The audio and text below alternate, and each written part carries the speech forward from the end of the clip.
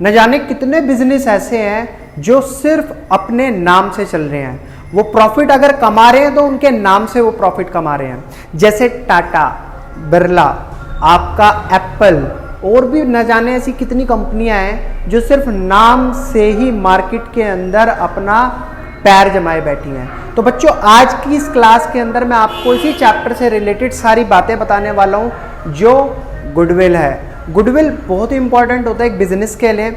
इसी के ऊपर हम बात करेंगे। नया चैप्टर ये हमारा आज स्टार्ट होने वाला है। और बच्चों, एक मोस्ट इंपॉर्टेंट बात इस चैप्टर की ये है कि आज ये शुरू होगा और इस किताब के एंड चैप्टर तक, इट मीन्स डिसोल्यूशन तक, या आगे जो आपकी 2 किताबें हैं उनके अंदर भी आपका पीछा नहीं छोड़ने वाला है। सिंपल सी आज की क्लास के अंदर हम इस चैप्टर के बारे में जानेंगे, थ्योरी समझेंगे, कुछ इसके प्रैक्टिकल क्वेश्चन जिसमें यह बताया गया है कि हम गुडविल को वैल्यूएट कैसे करते हैं, वो सब मैं आपको बहुत सिंपल स्टेप्स में कंप्लीट कराने वाला हूं। इसी के साथ बच्चों, अगर चैप्टर के आपको नोट्स चाहिए तो मैंने टेलीग्राम चैनल का डिस्क्रिप्शन में लिंक दे रखा है। फटाफट जाइए, लिंक पर क्लिक कीजिए, चैनल को ज्वाइन कीजिए और अपने सारे चैप्टर्स के नोट्स डाउनलोड कर लीजिए। आइए चलिए शुरू करते हैं। जो गुडविल होता क्या है? गुडविल सिंपल सी टर्म है जो कंपनी मार्केट के अंदर चल रही है।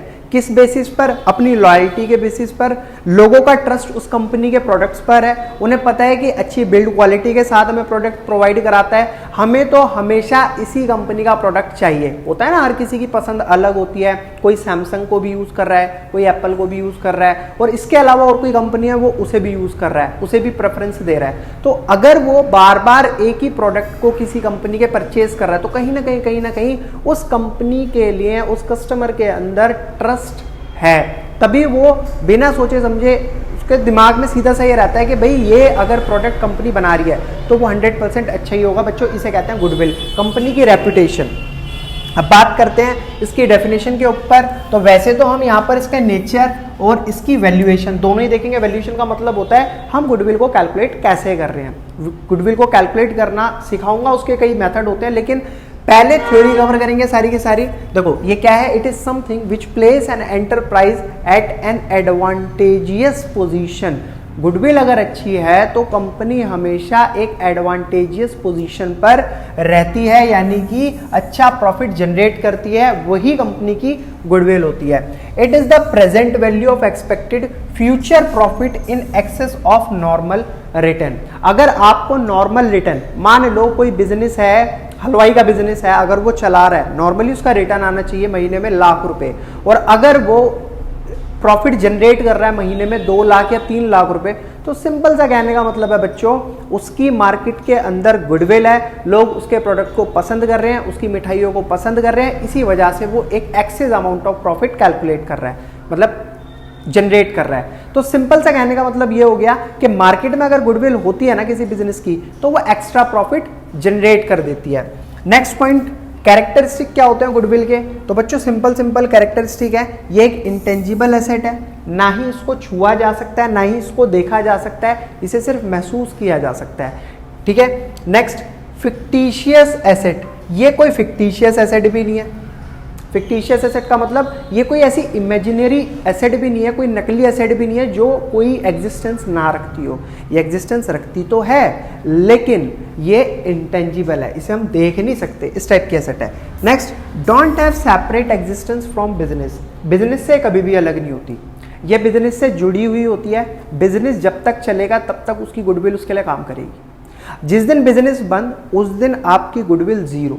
तो सिंपल सा मतलब है, जो गुडविल होती है वो बिजनेस के साथ अटैच होती है, अपनी सेपरेट एग्जिस्टेंस उसकी कोई भी नहीं होती। Next, helps to earn higher profit. ये पॉइंट मैंने अभी आपको बताया, भाई जितना अच्छी गुडविल उतना हायर प्रॉफिट, जितनी बेकार गुडविल उतना बेकार प्रॉफिट और लॉस भी हो सकता है। नेक्स्ट आता है इसके अंदर, attractive force that bring to customer to the old place. हमेशा देखा होगा आपने, पुराने कस्टमर पुरानी ही शॉप पर जाना पसंद करते हैं, यानी कि जहां से वो पिछले कई सालों से प्रोडक्ट परचेज कर रहे हैं वो उसी शॉप पर चढ़ना पसंद करते हैं, चाहे उन्हें ₹2 महंगा पड़ रहा हो। रीजन बिहाइंड क्या है? उनका एक तो ट्रस्ट बिल्ड हो चुका है, वो ट्रस्ट करते हैं कि ये शॉप से हमें अच्छा प्रोडक्ट मिलता है, यानी कि ये जो क्वालिटी है उस प्रोडक्ट की बिल्कुल भी उसके साथ कॉम्प्रोमाइज नहीं करते। तो एक ट्रस्ट ही तो होता है जो कस्टमर को बार बार एक ही शॉप पर लेकर जा रहा है। तो ये 4 कैरेक्टरिस्टिक आपको ध्यान रखने। एक बार रिकैप देख लेते हैं। मैंने क्या बोला? इंटेंजिबल एसेट है, ना देखा जा सकता है ना छुआ जा सकता है। दूसरे पॉइंट में मैंने बताया इसकी कोई सेपरेट एग्जिस्टेंस नहीं होती, ये हमेशा बिजनेस के साथ अटैच रहती है। जब तक बिजनेस चलेगा तब तक उसकी गुडविल रहेगी, जिस दिन बिजनेस बंद उस दिन गुडविल जीरो। नेक्स्ट, ये हमें हायर प्रॉफिट कैलकुलेट करने में मदद करती है। और लास्ट मैंने बताया कस्टमर हमेशा पुरानी ही दुकानों पर जहां से वो अब से पहले से सामान लेते आ रहे हैं वो उन्हीं पर चढ़ना पसंद करते हैं, उन्हीं से सामान लेना पसंद करते हैं, क्योंकि उसकी गुडविल मार्केट के अंदर अच्छी है, उसका नाम अच्छा है।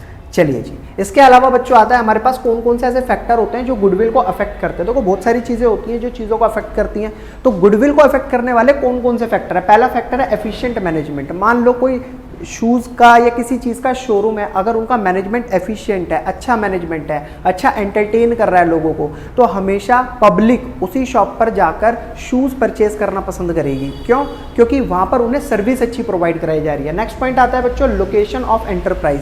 देखो किसी भी बिजनेस की अगर लोकेशन अच्छी है, यानी कि वो एज अ रोड पर है, मार्केट वाली जगह पर है, तो चार लोग उसे देखते हुए निकलेंगे, और जब वो उसे देखेंगे निकलते हुए देखेंगे तो ऑब्वियसली वो 2 या 3 बारी में से एक बार उसके ऊपर चढ़ेंगे भी, मतलब वहां पर जाकर देखेंगे भी कि वो हमें क्या दे रहे हैं। ठीक है, नेक्स्ट पॉइंट आता है बच्चों एडवांटेज ऑफ पेटेंट। देखो गुडविल का फायदा एक पेटेंट से भी बहुत बड़ा मिलता है। जैसे मान लो एक पार्ले जी का प्रोडक्ट है, उसकी जो रेसिपी है उसको बनाने वाली वो उन्होंने पेटेंट करा रखी है, यानी कि उनके अलावा इस पार्ले जी के नाम से कोई और कंपनी उस प्रोडक्ट को नहीं सेल कर सकती। तो पब्लिक क्या करती है, पब्लिक अब उसे नहीं मिल रहा कि किसी और कंपनी से ऐसा प्रोडक्ट, तो वो उसे बार बार पार्ले जी को ही परचेज करती है। तो एडवांटेज हमें किसका मिल जाता है, पेटेंट का। तो पेटेंट का यहाँ पर एक बहुत अच्छा बेनिफिट देखने के लिए मिलता है। क्वालिटी भी सबसे ज़्यादा अफेक्ट करती है बेटा गुडविल को। अगर आपके प्रोडक्ट की क्वालिटी अच्छी है तो ऑब्वियसली आपकी मतलब गुडविल तो अपने आप ही बढ़ेगी, और अगर क्वालिटी अच्छी नहीं है तो गुडविल गिरेगी। नेक्स्ट आता है बच्चों मार्केट सिचुएशन। अगर आपकी market situation just like competition level कम है तो अपने आप गुडविल ज़्यादा होगी। क्यों? कंपटीशन में तो तुम्हारे कोई है ही नहीं। जब आपके पास कोई है ही नहीं तो आपके पास कोई और ऑप्शन भी नहीं है, तो इसका मतलब कहीं ना कहीं आपका ही मार्केट के अंदर नाम होगा। तो ये भी गुडविल को बहुत बहुत बहुत अच्छे तरीके से अफेक्ट करता है। अच्छा बच्चों, गुडविल आपकी 2 तरीके से मतलब क्लासिफाई करी जाती है। एक होता है हमारे पास परचेज गुडविल, दूसरा होता है सेल्फ जनरेटेड गुडविल।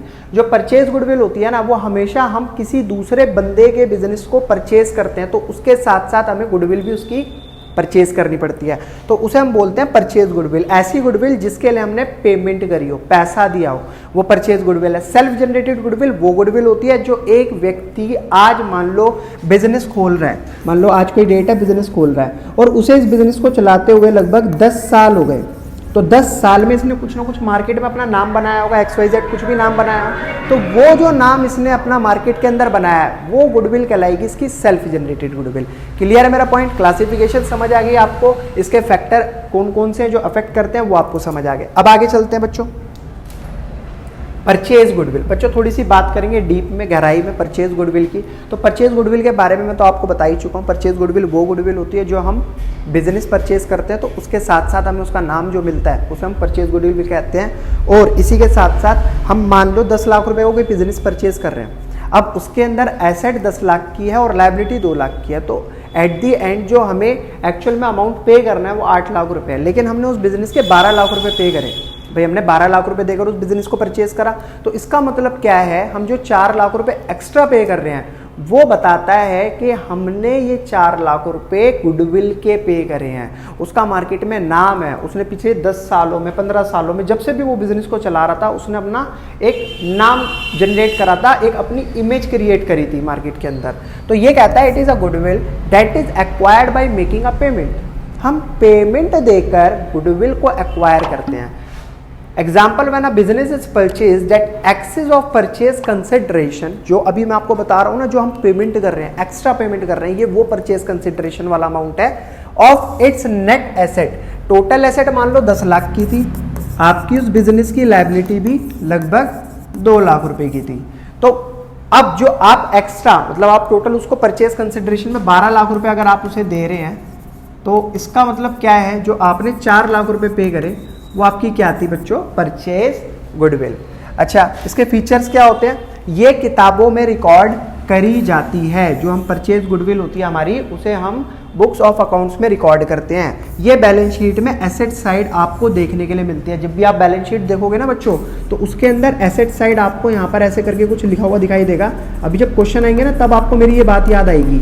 ऐसे करके गुडविल और गुडविल का अमाउंट लिखा हुआ मिलेगा। नेक्स्ट पॉइंट आता है बच्चों, value of goodwill is subjective judgement but it is asserted.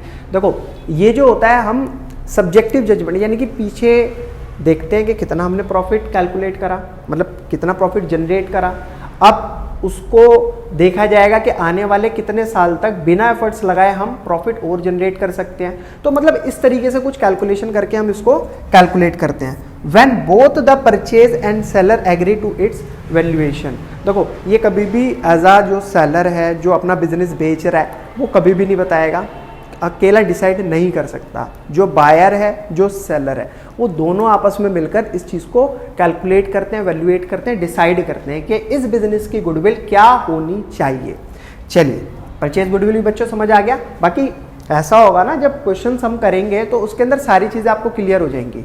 अभी तो आप बस थ्योरी देखते हुए चलो मेरे साथ। इंपॉर्टेंट है, एग्जाम में क्वेश्चन वगैरह आएगा तो वो थ्योरी से ही आएगा। अगर एक आधा नंबर का क्वेश्चन आएगा तो आप आराम से कर भी दोगे। वो कब करोगे? जब आपको पता होगा कि सर परचेज गुडविल क्या होती है, सेल्फ जनरेटेड गुडविल क्या होती है, गुडविल एक्चुअल में होती क्या, उसके कैरेक्टरिस्टिक क्या होते हैं, उसके फैक्टर क्या होते हैं। इसलिए मैं आपको सारी चीज़ें बताता हुआ चल रहा हूँ। बाकी रही बात न्यूमेरिकल की, तो जब न्यूमेरिकल करेंगे तो वो भी आपको आ जाएंगे। तो बच्चों सेल्फ जनरेटेड गुडविल की अगर बात करें तो ये एक as a internally generated goodwill है, यानी कि यहाँ पर कुछ भी खरीदा नहीं गया। जिस व्यक्ति ने आज बिजनेस शुरू करा था और आज से 10 साल तक उसने बिजनेस को चलाया, तो उन 10 सालों में उसने अपने मार्केट के अंदर जो नाम बनाया वही उसकी गुडविल है, और उसे हम सेल्फ जनरेटेड गुडविल कहते हैं। यानी कि इसके लिए हमने किसी को कोई अमाउंट पे नहीं करा।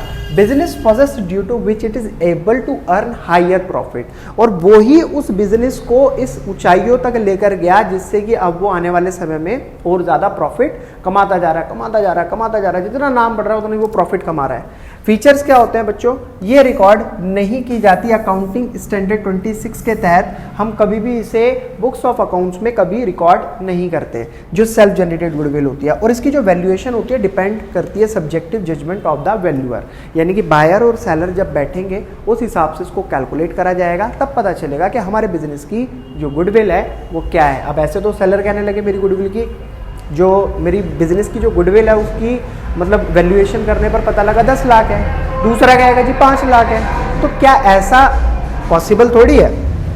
तो वो तो एग्जैक्टली हम तब पता करेंगे। बच्चों कुछ मेथड्स होते हैं हम जो गुडविल को कैलकुलेट करते हैं। देखो इस चैप्टर के अंदर मेन यही है कि हम गुडविल कैलकुलेट करना सीखेंगे, और कुछ मेथड हमारे पास होंगे।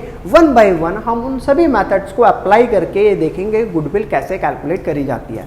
तो जैसे पहला आपके सामने आता है एवरेज प्रॉफिट मेथड, दूसरा आता है सुपर प्रॉफिट मेथड, और तीसरा आता है कैपिटलाइजेशन मेथड। बच्चों इन 3 मेथड को अगर आपने सीख लिया तो आपका चैप्टर यही समाप्त हो जाएगा। बस क्या है कि एवरेज प्रॉफिट है तो उसके अंदर भी आपके 2 सब मेथड दे रखे हैं। ये देखो आप, simple average profit method, weighted average profit method, इसी तरीके से सुपर के भी हैं, इसी तरीके से हमारे कैपिटलाइजेशन के भी हैं। तो 1 बाय 1 हम एक एक करके उठाएंगे, उनके न्यूमेरिकल्स भी करेंगे और उनको पहले समझेंगे, सारे फॉर्मूले देखेंगे कि किस मेथड में क्या फॉर्मूला लगता है और उसके क्वेश्चन हमें किस तरीके से सॉल्व करने हैं। तो मैं सारी चीज़ें आपको सेपरेट वीडियो में कराऊंगा। टॉपिक जो मेथड हम समझ रहे हैं प्लस उसके न्यूमेरिकल, फिर हमारा सेकंड टॉपिक जो मेथड हम समझ रहे हैं उसके न्यूमेरिकल, प्लस उसके अंदर फॉर्मूलेज मैं आपको प्रोवाइड करा दूंगा। कोई ऐसी दिक्कत वाली बात नहीं है। और देखते हैं सर आगे क्या दे रखा है। जैसे सबसे पहला आता है सिंपल एवरेज प्रॉफिट मेथड। वैसे तो मैंने सोचा था कि इसको एक सेपरेट वीडियो में कराया जाए, और वैसे सेपरेट वीडियो में कराएंगे। आप एक काम करते हैं, इस वीडियो को यहीं तक रहने देते हैं। आपकी इस चैप्टर की जो मेन इंपॉर्टेंट थ्योरी है वो मैंने यहाँ ख़त्म करा दिया है इस पार्ट के अंदर। जो भी नेक्स्ट पार्ट होगा उसके अंदर हम average profit, simple average profit method देखेंगे, प्लस उसके फॉर्मूले, प्लस उसके न्यूमेरिकल। तो बच्चों आज की वीडियो को हम यही समाप्त करते हैं। फिर मिलेंगे आपसे अगली नई नेक्स्ट वीडियो में नए मेथड और इसके क्वेश्चन के साथ। तब तक के लिए धन्यवाद।